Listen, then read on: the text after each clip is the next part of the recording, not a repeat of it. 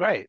Okay, so hello everyone from Exeter in the UK. It's finally stopped raining, which is great. We've had a very wet winter, but yeah, it's a lot nicer today.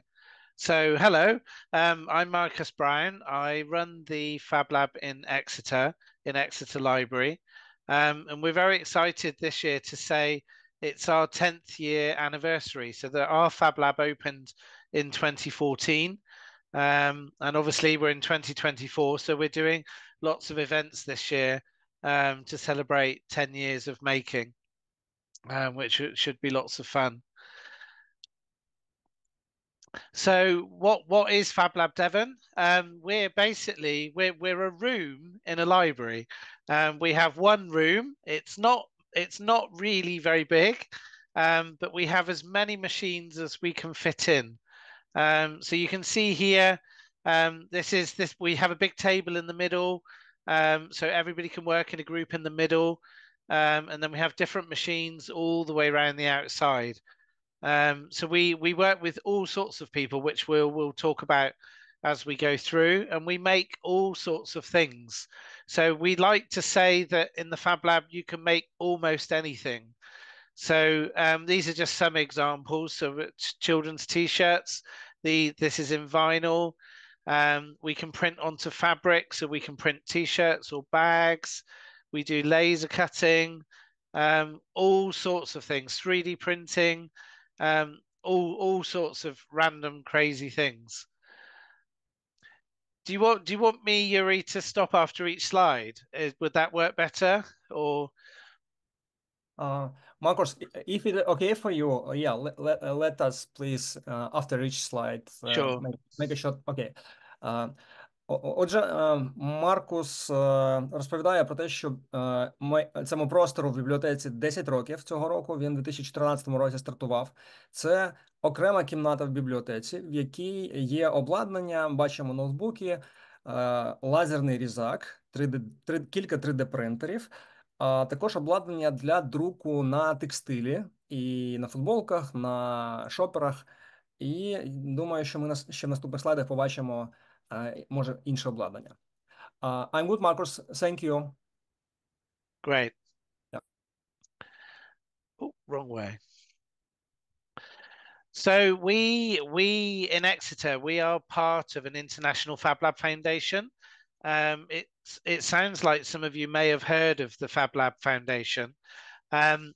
There's thousands and thousands of Fab Labs all across the world. If you're interested, the website address is fabfoundation.org, and you can find out information about what it means to be a Fab Lab, what Fab Labs do. There are all sorts of maker spaces, but we are part of what's called the Fab Lab Foundation across the world. It would be interesting to know if any of your maker spaces are actually Fab Labs. It sounds like they are. Marcus, not in libraries yet. We have Fab Labs. They are part of FabLab Foundation, but not libraries, I think, yet. Okay. Yeah. Do you want to translate, Yuri, or? Yeah. Отже, ця бібліотека є частиною фундації FabLab, тобто це фундація, яка розробила модель майстерень, і за цією моделлю можна відкривати відповідні з певним обладнанням, з певними підходами, відповідні майстерні або бібліотечні, або університетські, або будь-які відкриті. І це тип мейкерського простору, у якого така назва FabLab, Fabrication Laboratory. Yeah, Marcus, thank you. Great. So in Exeter, what do we offer? What do we do? We have a membership for anybody that's 16 years plus. The reason it's 16 years is because of insurance. We're not allowed to let younger children operate the machines, even though we do children's workshops. So we then offer workshops for adults and workshops for children. We go out anywhere that anybody wants us. So we work with schools, colleges, universities, I worked in a preschool with some 3-year-olds. So anybody that wants us, really. We offer training days to organizations if they want to come and learn how to use the machines.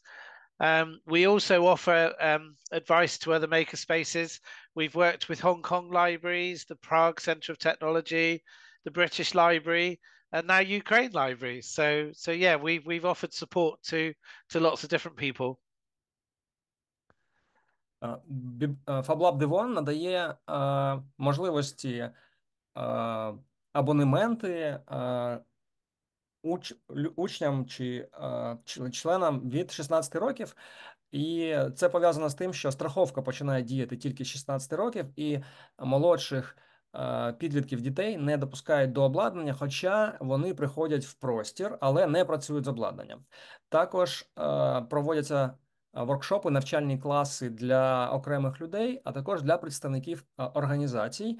І робляться так звані тренувальні дні, коли представники організацій чи просто приватні особи вчаться працювати з певним обладнанням. І також FabLab Devon надає консалтинг, я думаю, що поради для інших мейкерських просторів. Співпраця вже була з Гонконгом, з Прагою, з британськими бібліотеками, і от Марко сподівається, що з українськими також. Thank you, Marcus. Okay. So who comes in and uses the FabLab? We like to think that any member of the public, anyone could come in and use the FabLab. So they would either need to be a member or they would need to come to a workshop or an event. So far, we've had somebody who was 2. We did some scanning. We scanned a 2-year-old child and they managed to stand still. And so far, the eldest person we've worked with, as far as I know, is 86 years old. So yeah, it's really, really wide open who comes in. Хто є відвідувачами FabLab Devon? Це люди від 2 до 86 років. Дитина 2 років відвідувала FabLab і її сканували на 3D-сканері, і вдалося навіть вмовити дитину певний час не рухатися. І найстарший відвідувач, найстарша відвідувачка FabLabу – це людина 86 років. Тобто вік відвідувачів, він дуже-дуже різний. Let's continue, Marcus. Thank you. So our machines, we have 4 3D printers, and we also have 3D scanners. We have 2 laser cutters. We have a dye sublimation printer, which prints onto special sheets that we can print, heat press onto material or fabric. So t-shirts and bags and things like that. We have a really big A1 printer. We also do embroidery, so onto fabric. We've got a CNC router, which will cut almost any material. So we can do stone, we can cut metal, all sorts of things. We also do some electronics, and we've just started to do some robotics workshops as well. So we've just run a 6-hour robotics workshop for children, which they loved.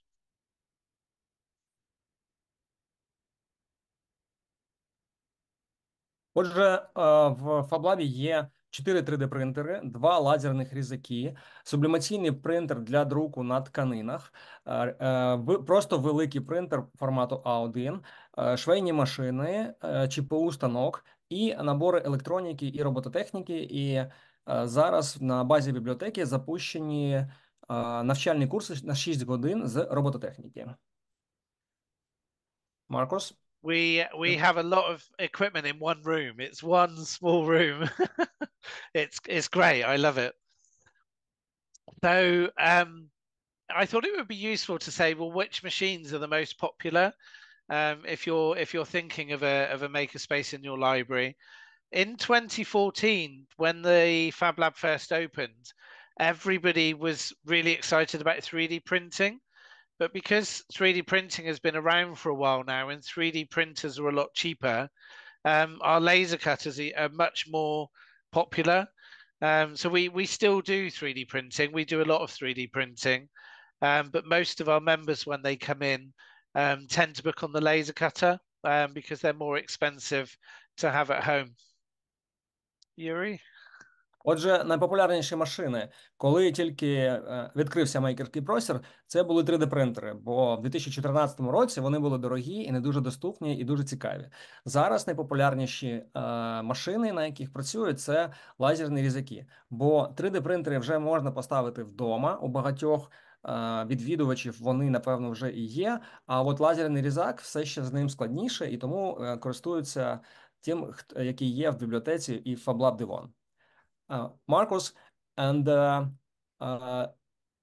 do you have this ventilation in this one room where all the equipment? That's a good question. Officially, we don't. And for that reason, we're only allowed to use certain materials. So on the 3D printer, we can only print with PLA, which doesn't give off so many fumes. We are in talks about getting some proper ventilation because it would enable us to do more things. When the laser cutter's running, we have a filter for the laser cutter, but we always have the windows open. And in the summer, it does get incredibly hot in the Fab Lab with all the machines running. So we have some fans running, but we don't officially have any extraction. I will translate this part. Я запитав у Маркуса, чув, що дуже складно з нерухомістю, з ремонтами в Британії, і запитав у нього, як з вентиляцією в приміщенні, бо працюють і лазерні різаки, 3D-принтери, і Маркус пояснив, що не дуже добре з вентиляцією, тому коли вони друкують на 3D-принтерах, вони не друкують пластиками, які при друці виділяють токсичні речовини. Наприклад, друкують тільки PLA, це пластик найбільш безпечний, він кукурудзяного походження, а пластики типу АБС в FabLab не використовуються. І коли друкує лазерний різак, то працюють фільтри, працює встановлені фільтри. І коли влітку дуже-дуже тепло, спекотно, бо працюють кілька машин, і вони всі виділяють тепло, то додатково відкриваються вікна і додатково вмикаються внутрішні вентилятори. Маркус? Thank you. So staff and funding, there's been some really good questions that people have raised actually.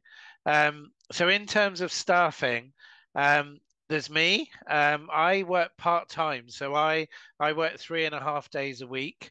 I think it would be difficult to have me working full-time because of raising that money.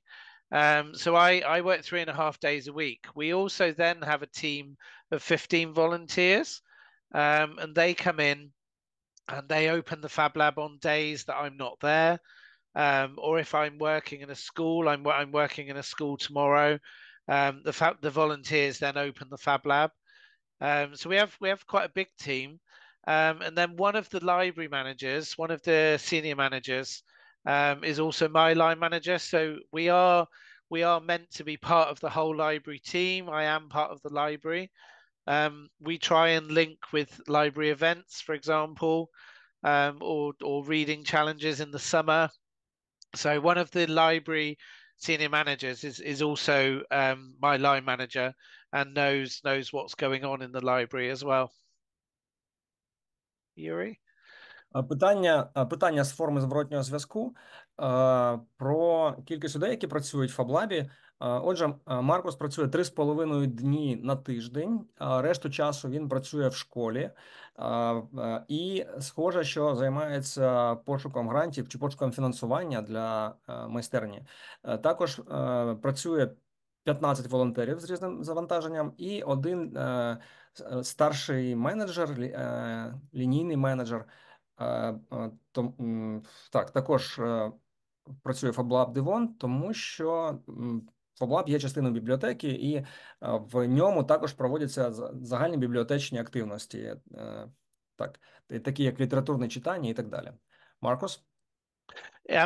Also, it might be worth mentioning that the volunteers come in. We have 3-hour shifts.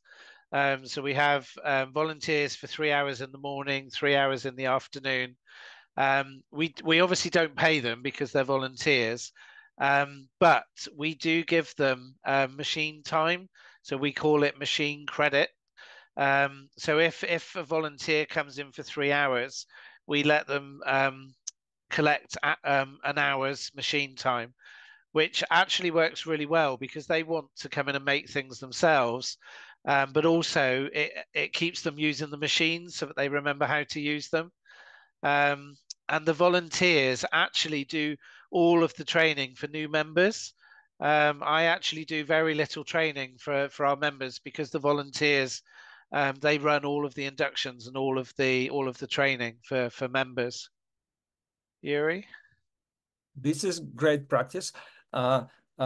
Отже, Маркос розповів про сценарії, яким чином задіяні волонтери.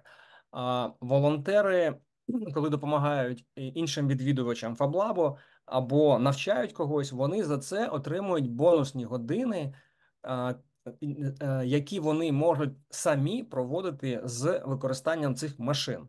Тобто, схоже, що години якимось чином розписані, і за те, що волонтери допомагають, вони отримують можливість попрацювати над своїм проєктом, попрацювати з 3D-принтером, чи з лазерним різаком, чи з іншим обладнанням.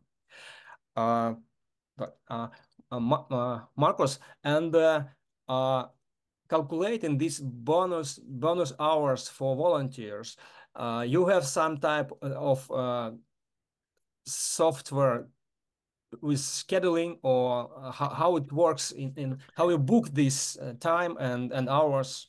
Yeah, we use a booking system which all of the libraries use. So Libraries Unlimited, who I work for, have 54 Devon libraries.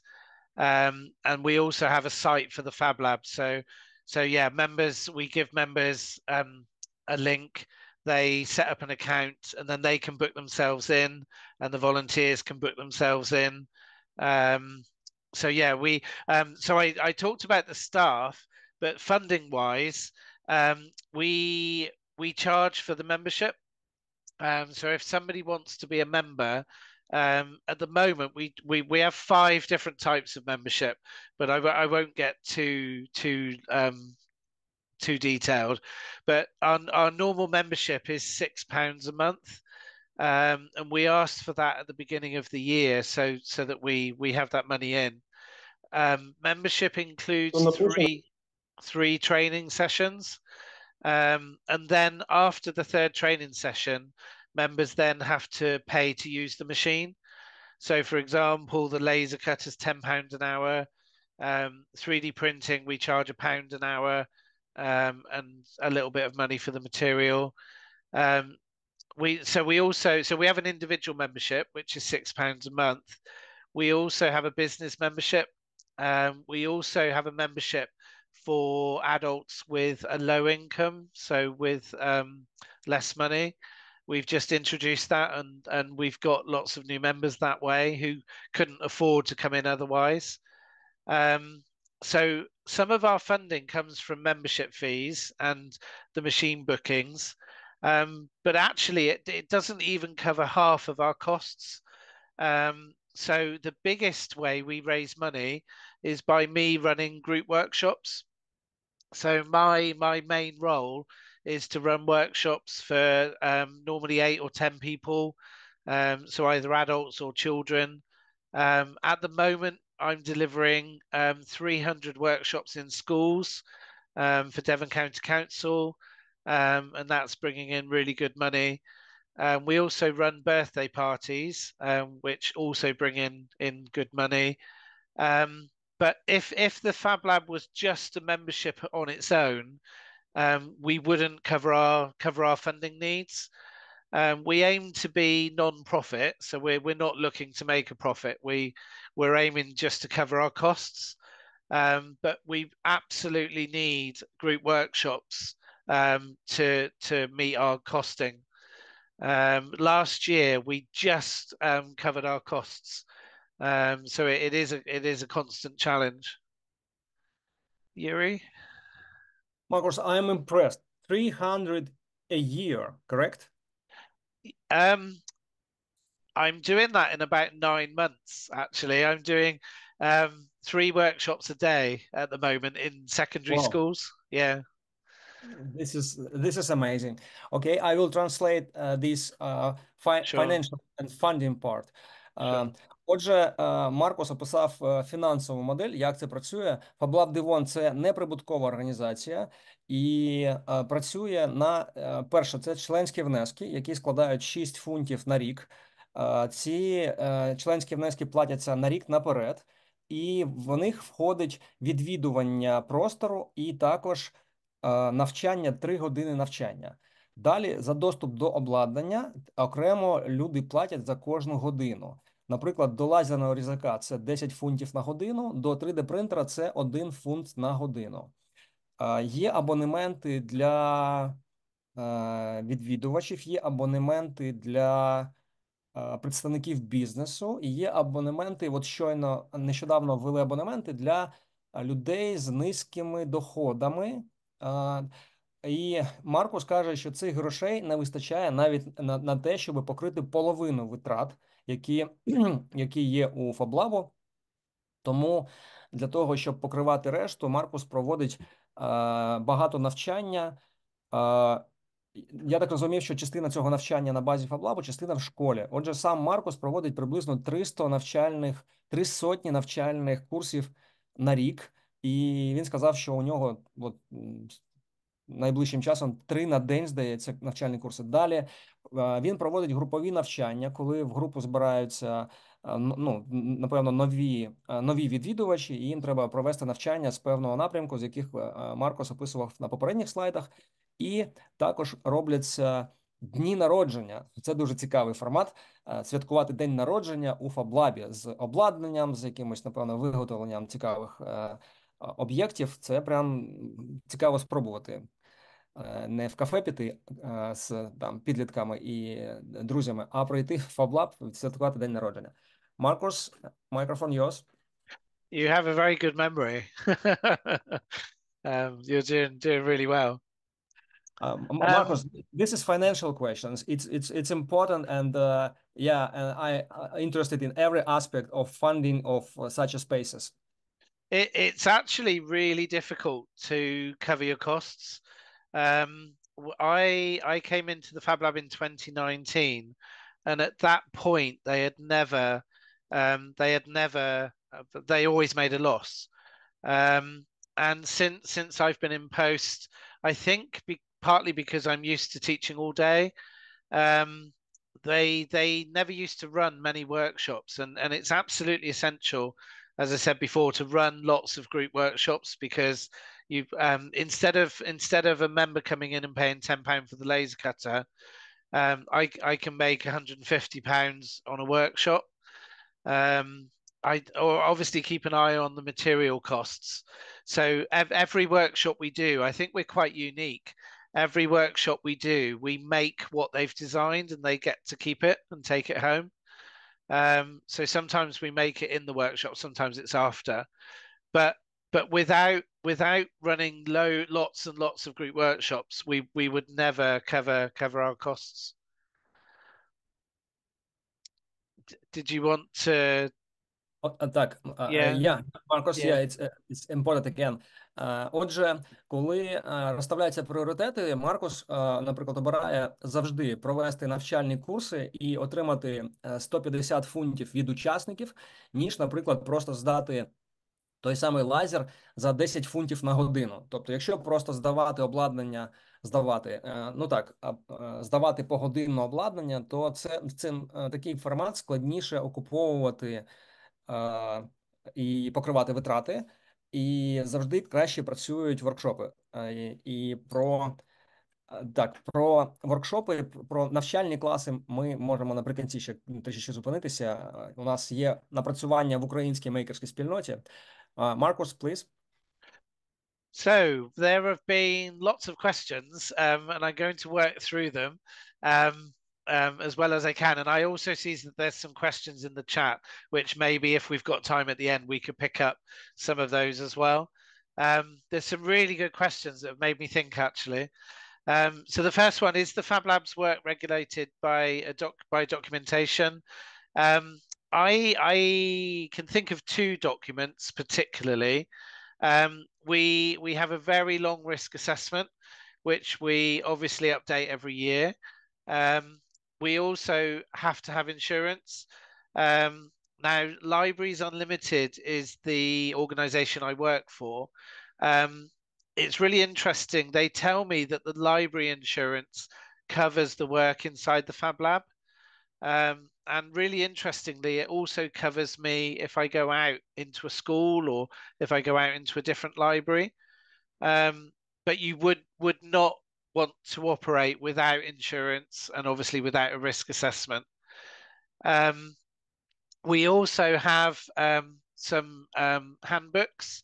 So when a member joins, we give out a member's handbook, and that just explains how we operate, but it also talks about expectations and if they have any complaints, all of those kinds of things. We also have a volunteer handbook. So when we train up volunteers who come along, I don't accept anybody as a volunteer anymore. Before I arrived, that used to happen, but I normally ask that somebody now has some 2D or 3D design experience, because otherwise to get them at the point where they can actually do anything, it's a very high mountain to climb. But we have some amazingly skilled volunteers. So yeah, risk assessment, insurance, a member's handbook, a volunteer's handbook. I can see somebody's just asked, well, Yuri's put in the chat, I'm quite happy to send our handbooks over to you. I'm in the process of just updating it because of something that happened. But yeah, I can send that to you. Do you want me to stop, or do you want me to do these other two questions? Let's make a small pause. I will translate it because it's Sure. intense. Okay? Yeah. Thank you. Okay. Отже, документи, які регулюють роботу простору, це оцінка ризиків. Не знаю, що це за документ, можливо, просто загальний опис, що може статися, і на що звернути увагу, а також бібліотечна страховка, яка покриває, ну, розповсюджується на всю бібліотеку. І для того, щоб регулювати роботу, є два документи. Це книга учасника і книга волонтера. Цей підручник, напевно, хендбук, напевно, краще підручник учасника і підручник волонтера, в яких описані особливості роботи в просторі, взаємодії. І Марко сказав, що він поділиться з нами, він трошки оновить один з документів, тому що щось цікаве ще відбулося, і поділиться з нами цими документами, а ми докладемо зусиль, щоб їх спробувати перекласти і розповсюдити також в спільноті. Marcus, please continue. I also realized that I forgot to mention when COVID came along, the libraries closed for a while, obviously, but I was still working, so the library allowed me to go into the Fab Lab, and we actually set up some workshops online, and we got so busy because the workshops went global. I actually had to take them down. I couldn't keep up with it. But we went to Canada, Australia, New Zealand, France, Ireland, all over the place. It literally exploded. So when we talk about income, I was just thinking, I still run some now. You can also, with the internet as it is, you can set up online workshops. And what people did is we send them a video link.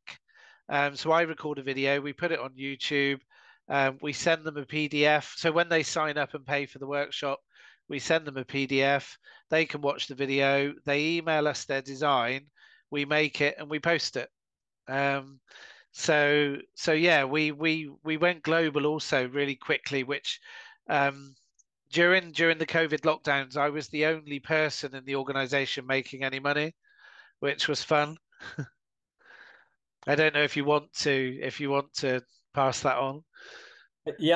Please. Отже, під час ковіду бібліотеку було закрито, що зрозуміло, але Маркуса пропускали на територію Фаблабу, і Маркус влаштував онлайн навчання. Підключалися люди з всього світу, і зараз вони призупинені ці навчання, тому що їх дуже важко було з великою аудиторією, дуже важко було проводити. Зараз навчання відбувається, платне онлайн навчання відбувається таким чином.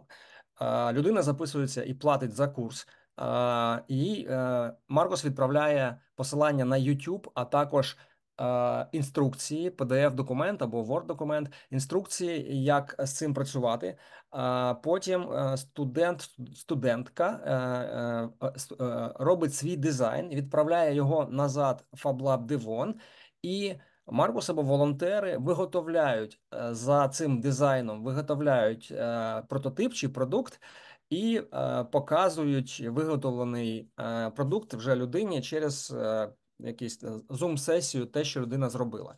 Я не знаю, чи вони потім відправляють якимось чином це людині, чи ні, але можна так віддалено перевірити, чи навчилася людина і чи вдалося виготовити цей, чи людина розуміє, як виготовляються ці речі.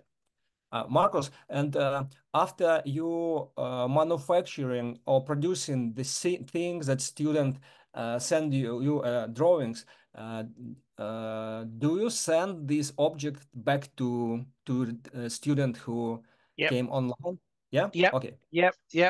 Everything that anybody designs in a workshop, we always make it and they get it.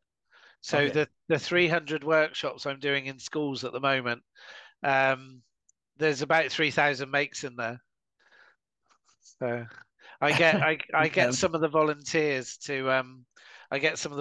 to make things. But I'm working at home today on a Tuesday.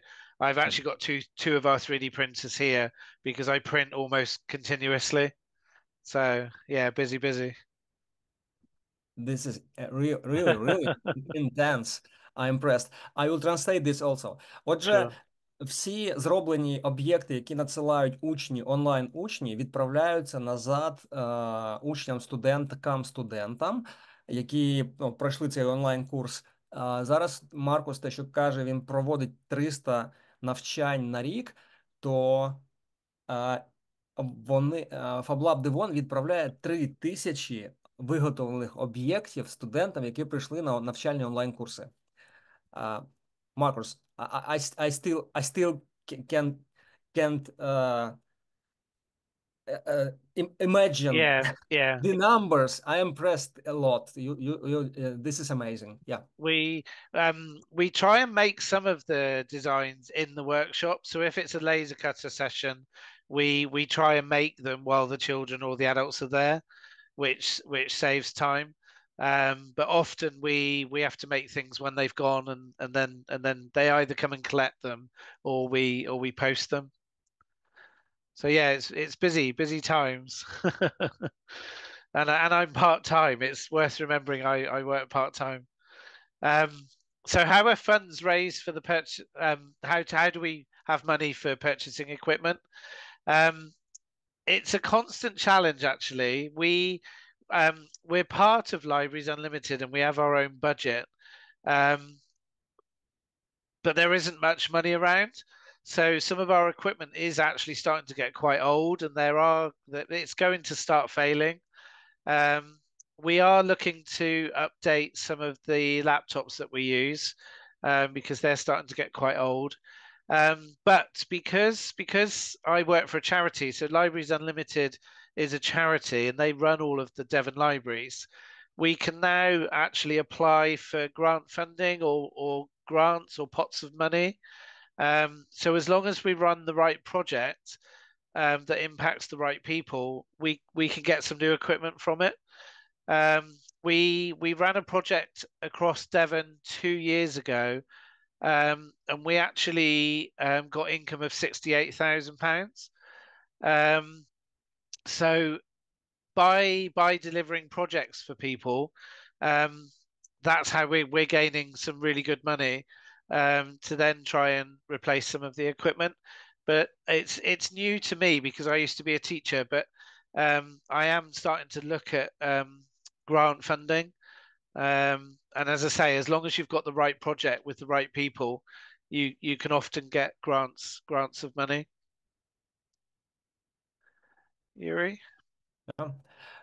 Отже, в Девоні всі бібліотеки входять в організацію Libraries Unlimited, і ця організація є благодійною організацією. Така цікава побудова структури. І ця благодійна організація робить заходи, на яких збираються кошти, і Маркус нещодавно приєднався, схоже, до процедури збору коштів, і схоже, що це спосіб зібрати гроші на придбання нового обладнання або ремонт існуючого обладнання. Marcus, Great. please. So another question, who does our maintenance for the machines? I try and stop the volunteers trying to fix everything, because if a volunteer was to try and fix something and then it went wrong and it hurt somebody, we've really got a problem with the insurance. So we always go back to the manufacturer. It costs more, obviously, but we always go back to the company that makes the machines. In fact, our laser cutter has to have an annual service. So it costs about £500 a year for each laser cutter, and then usually or hopefully it won't break down in between. But I believe it's really important for the company who provided the machine to actually fix it, because then sometimes they give a warranty, and we're covered if something then goes wrong again. But it is a battle because our volunteers are very technical. They want to fix everything, but I'm constantly saying, no, just tell me it's broken, and we'll get a proper engineer to come in and look at it. Because ultimately, a laser cutter in a library isn't the best idea. We do get flames sometimes, but we don't want anybody fiddling with it. We need it to work correctly. Yeah. Marcus, and the makers always want to improve something or upgrade some part. Always. Yeah. And it's great that they do. Yeah. But it's not great because we're a public service. We had an electrical fault on the laser cutter a month or so ago, and they wanted to start playing with it. I said, no, we absolutely need to get somebody in. But it does cost more to do it properly. So. Yeah, and when it's a post-warranty time for 3D printers, you just add new contract for service, correct? We actually don't have a service contract for the 3D printers, but there's a company in the UK. We pay £185 and they'll do a service whenever we need to. I think ideally we would do it every year, but we tend to send them when they need fixing. Marcus, I wrote it down because this is also an important part of how to run the space. Yeah, so yeah. I will translate it to Ukrainian in 2 minutes. Please. Okay, thank you. Sure. Отже, щодо ремонту і обслуговування обладнання. Хороше дуже запитання і цікавий підхід. Маркус каже, що у них волонтери дуже технічно підковані, і вони постійно намагаються самі щось відремонтувати, але він їм забороняє, тому що це частина страховки.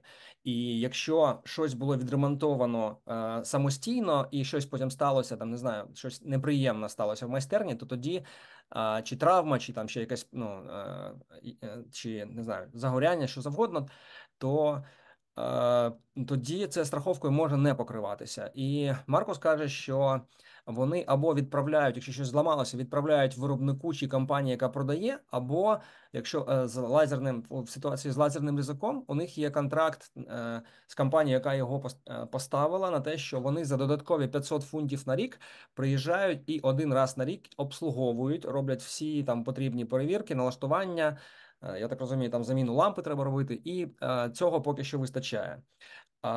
І коли на 3D-принтери закінчується гарантія, то є компанія, яка працює по всій країні, схоже, яка бере 160 фунтів за обслуговування принтера на рік, 3D-принтера, і так само приїжджають фахівці і його обслуговують. Маркус жартує про те, що з лазерним різаком там періодично полум'я загоряється, і треба бути дуже уважним. Він жартує про те, що лазерний різак, напевно, не саме краще обладнання для бібліотеки, але вони з ним навчилися навчилися задіювати і використовувати, і це надає певні переваги. Маркус? Brilliant. So another question, which is a good one. Could we give more detail on the philosophy of the Fab Lab? Is it just a technical space, or do other people, artists and musicians and other people use it? I think it's really, really varied. We do get the biggest reason we see adults come in is because they want to make something. So maybe it's for a practical need, something they need at home. Or at work, but since I've been at the Fab Lab, we've really widened who comes in. So we've had artists come in. So we've had lino printers, even woodcutters because they think the laser cutter is faster. We've had musicians come in. One of our librarians is also a musician, and he makes all sorts of random things. It's really varied. I'm interested. I've read some documents about why women don't go to makerspaces so much. Predominantly, a lot of makerspaces are full of men, but ours isn't. I don't know that we're exactly 50-50%, but we do have quite a few women that come in and are members as well, which is great. And obviously that's all right, that it should be balanced. We only have one. No, we don't. We have two lady volunteers, but yeah, it's really wide open. Whoever comes in.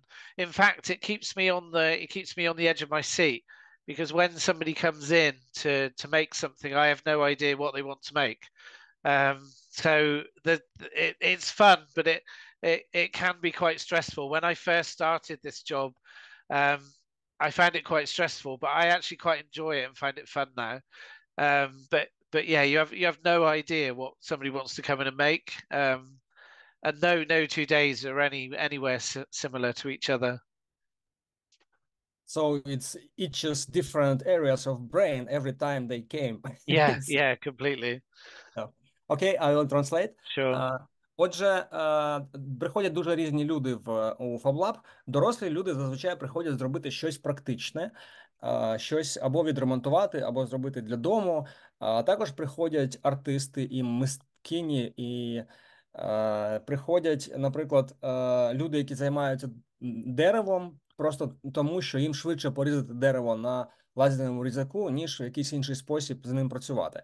Також один з бібліотекарів музикант, і він регулярно щось робить в майстерні, щось скажене музичне, і приходять інші музиканти.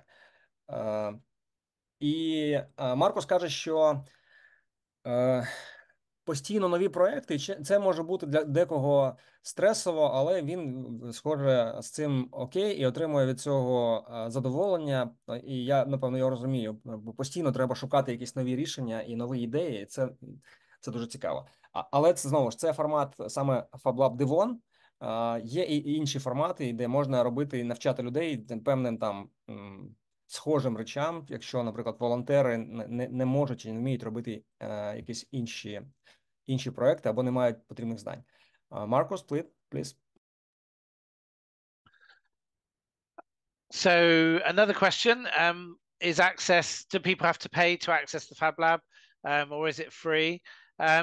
It would be great if it was free, but we do need to cover ourselves and cover our costs.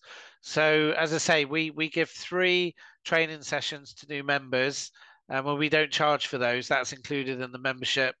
But after the 3rd session on any machine, they do have to pay a small amount to use it. The next question, I actually don't know the answer. Were there ideas of FabLab cafes? I know people bring, we've got a cafe in our library. We're quite lucky. And people do bring their coffee or their drinks in with them.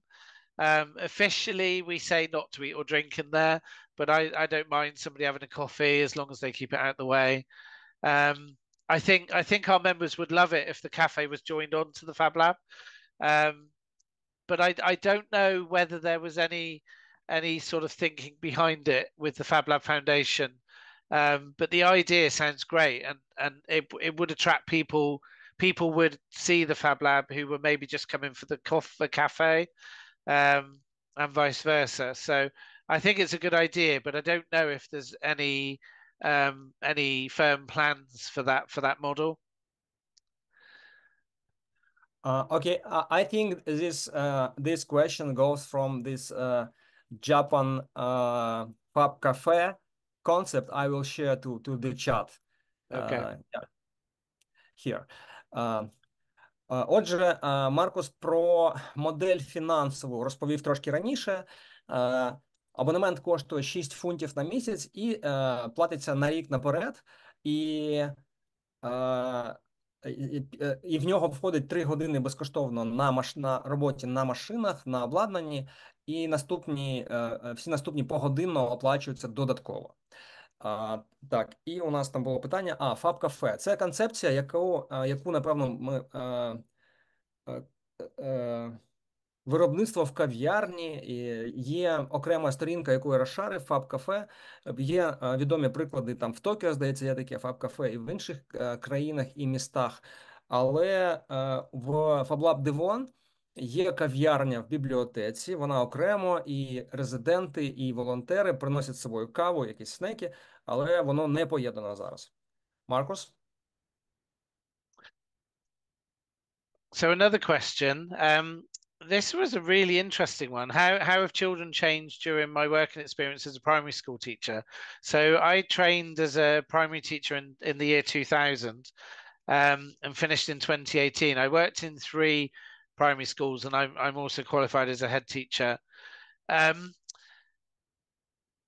It's really interesting with children because they're not afraid to have a go, whereas adults are. Adults just seem to have a philosophy that you're going to break something, whereas children, because they've grown up with technology all around them, they don't know any different. They're really explorative. In fact, I regularly learn new things from the children in the workshops. So sometimes the way that they're doing something, or an idea that they had, somebody was making a mug design, a child was making a mug design, and they were using an AI image generator. And I thought, oh, I've not even seen that. So I think that if anything, children are driving IT forward, because they're just not afraid to have a go and dive in and just do it. Yeah, it's a really interesting question. When I first started teaching, it was about typing on a word processor and getting capital letters and maybe different colors. But now the curriculum is all about programming and coding. I've actually been talking to a school about doing some robotics in school, because why shouldn't they build their own robots and learn how to program them? So I think children's experience, or children's technology generally, has really exploded. The developments in the last 10 years, yeah, and the technology and the devices and the capability of the devices is incredible. I wonder where we'll be in another 10 years' time. Отже, Маркус сам має посаду чи ступінь старший вчитель, І дуже цікаво працювати з дітьми, бо на відміну від дорослих, які використовують підхід, аби щось не зламати, діти якраз дуже багато досліджують, вивчають. І Маркус каже, що він вчиться у дітей з підходів, з свіжого погляду, як саме діти намагаються вирішити якусь технічну завдання чи виклик. Так. І технології дуже сильно помінялися за останні 10 років, і Маркус каже про те, що дуже цікаво зрозуміти і побачити, як у наступні 10 років все зміниться. Маркус? I just had another thought, which has actually just gone out of my head. So we'll go on to the next question. It was a good thought, but it's gone. So what was, yeah, I sort of covered some of that. So how does the Fab Lab involve young people or children in their own projects? These all sort of link together. So are there any groups based on the Fab Lab? So I run workshops, and in a workshop for children or young people, we're aiming to design a particular thing, a product, but they can do it however they want to, but we're all aiming for the same thing. And I decided probably about 2 years ago, it's a bit brave to do this, but I now run some workshops which I call open workshops, where they can design whatever they want to. However, it would be very difficult to have somebody doing 3D design while somebody's doing 2D on the laser cutter. So I say to them, it's a 2D open session for the laser cutter, and then they can make whatever they like for the laser cutter within size limits. Or it might be a 3D session, or a 3D sculpting session. I don't know if you're familiar with that. That's where you have a piece of clay on screen and they can sculpt it into anything. We do sculpting too, but we also allow them to run ahead with their own ideas in these open sessions. It can be interesting because sometimes their expectation of what they can design is actually very complicated.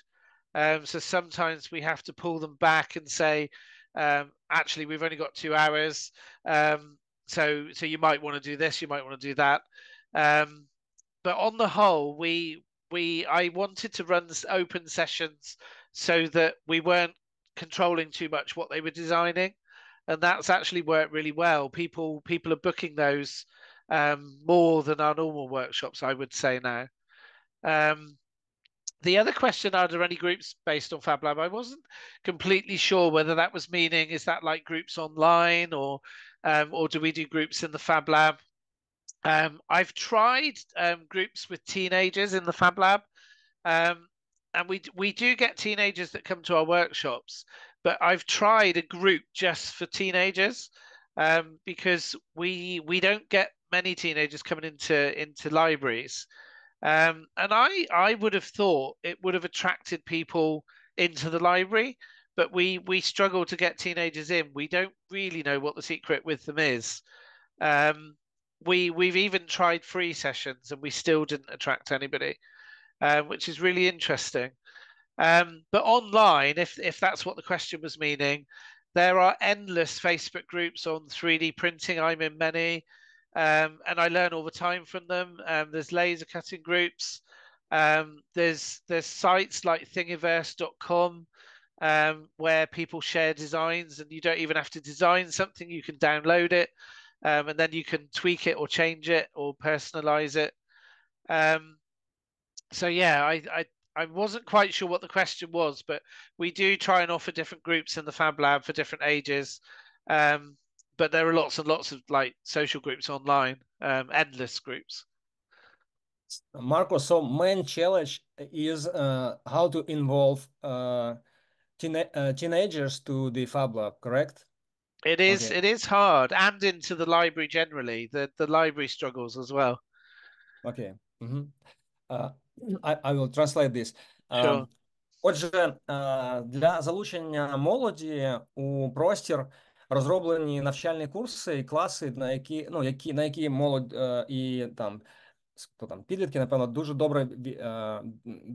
добре реагують, відгукуються, але а також формат таких відкритого навчання, коли викладач і або волонтери не йдуть по якійсь певній програмі, а допомагають учасникам дослідити їх власні проекти і показати, які технології і як можна їх застосувати для того, щоб якусь проблему вирішити. І Маркос каже, що такий формат відкритого навчання він заходить і сприймається дуже-дуже добре. І з приводу відвідувачів дуже складно залучити саме підлітків і тінейджерів, і не тільки у FabLab, але й в принципі в бібліотеку. От схоже, що навіть така цікава бібліотека, ну таке цікаве обладнання, що це не є аргументом для підлітків, щоб прийти і займатися там. І питання з приводу груп на базі FabLabів. Групи, от те, що Маркус каже, намагалися зробити підліткову групу, не дуже вийшло.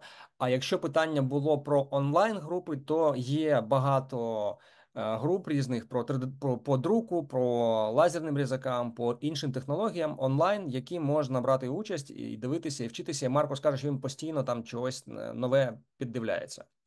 Маркус?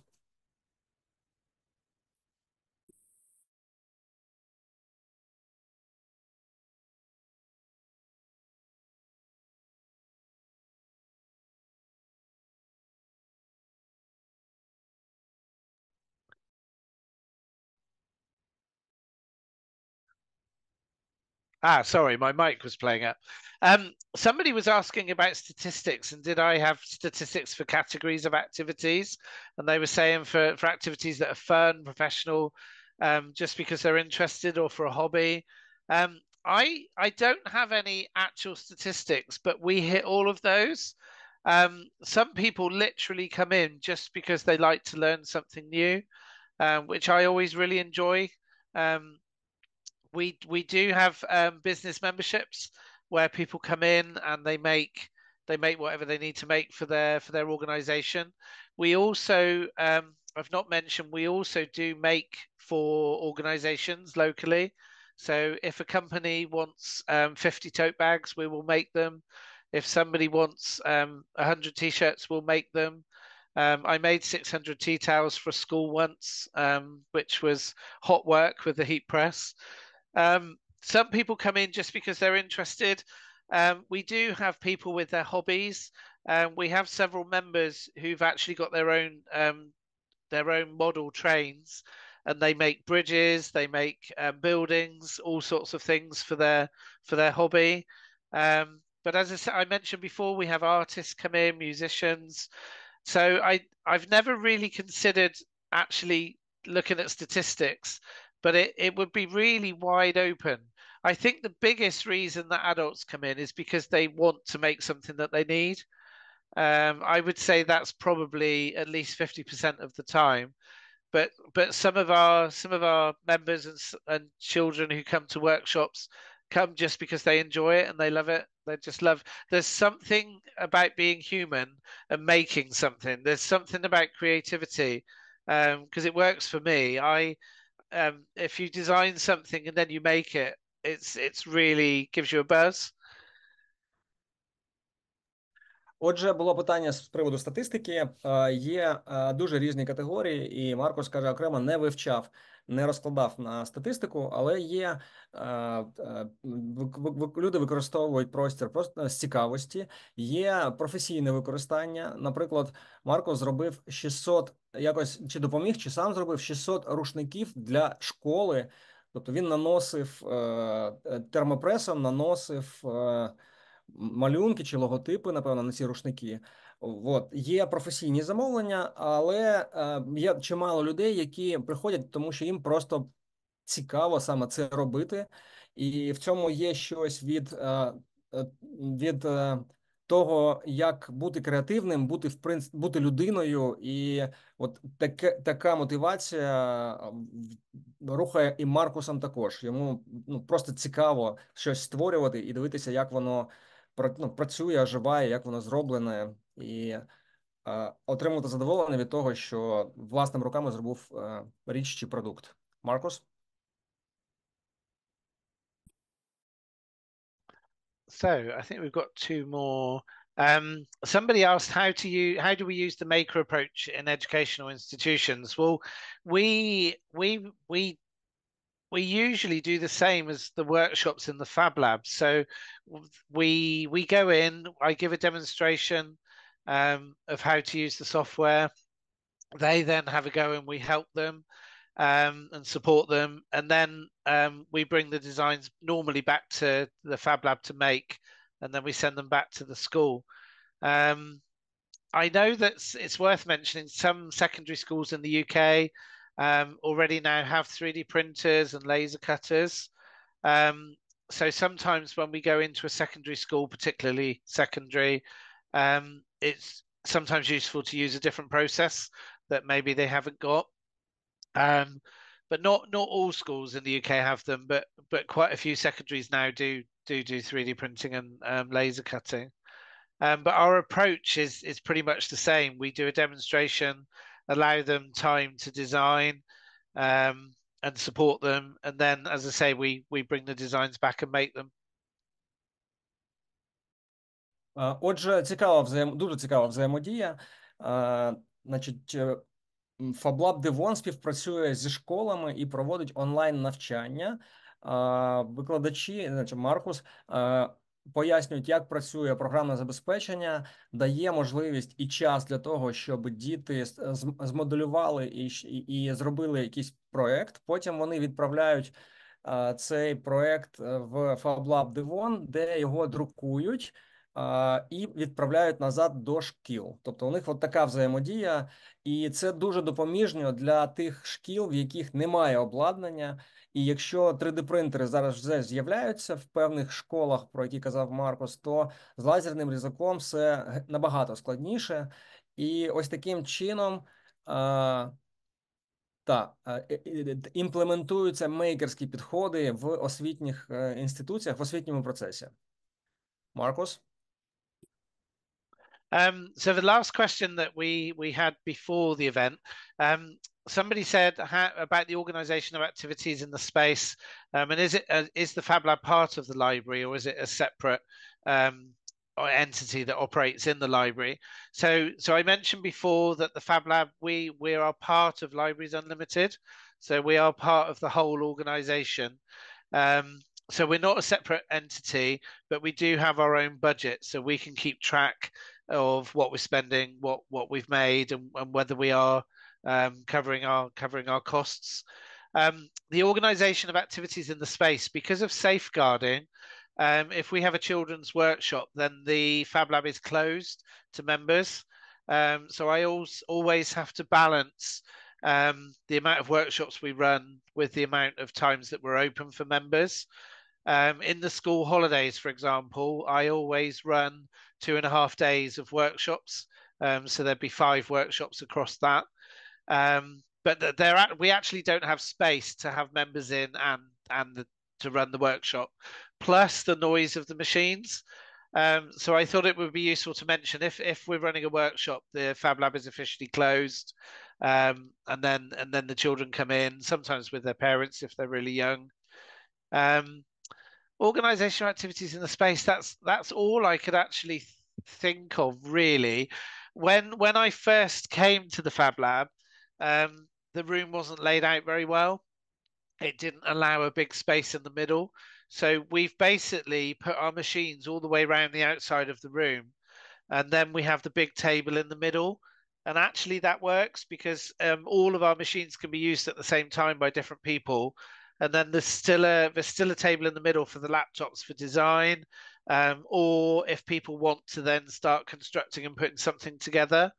So I think what we do in terms of organizing the space is the machines are right around the outside, and as I say, there's a big space in the middle that can be used for various things, and that works for us.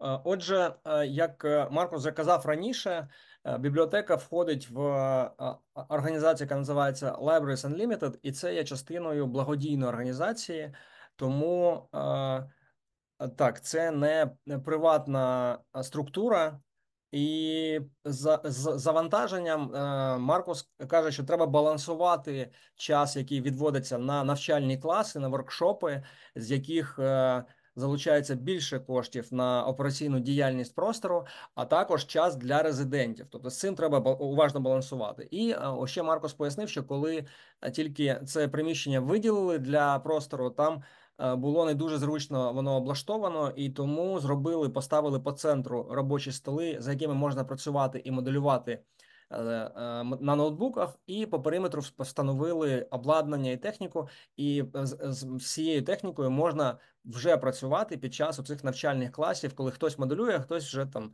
друкує, виготовляє чи ріже на лазерному різаку. Маркус?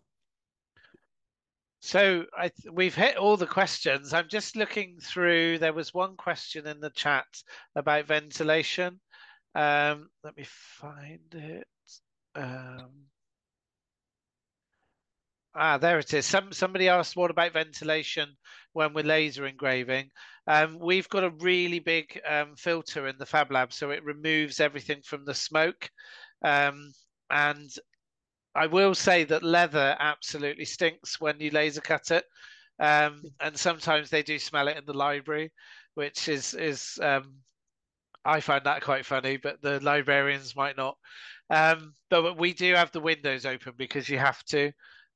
But we are looking into getting some proper ventilation, mostly because it gets so hot in there. So I've got exactly 7 minutes because I have to pick the children up from school. But if you want to pick up some of the questions in the chat, I don't mind. But I have got 7 minutes. Окей, Маркус. Отже, ще питання було про вентиляцію, і Маркус сказав, дуже хороший фільтр, який витягує все брудне повітря із лазерного різака. І хочу тоді на закінчення, Маркус, I want to tell ending note in Ukrainian, okay? Okay. Що ми зараз робимо цю зустріч, яка планувалася на кінець березня в рамках програми Талакар. Це проєкт, що фінансується федеральним урядом економічного співробітництва та розвитку Німеччини і виконується GIZ за підтримки EdStake в тісній співпраці з українськими та міжнародними партнерами. І подякуємо Маркусу.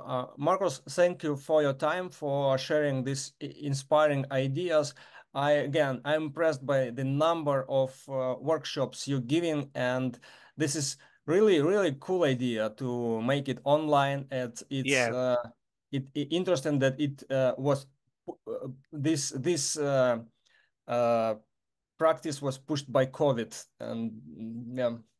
I can send you one of our PDFs so you can have a look if you want to. Yeah, of course. Yeah, I'll send one through. But hopefully that was useful. I've enjoyed that. I don't speak any Ukrainian at all, so you're very good at switching language. Thank you.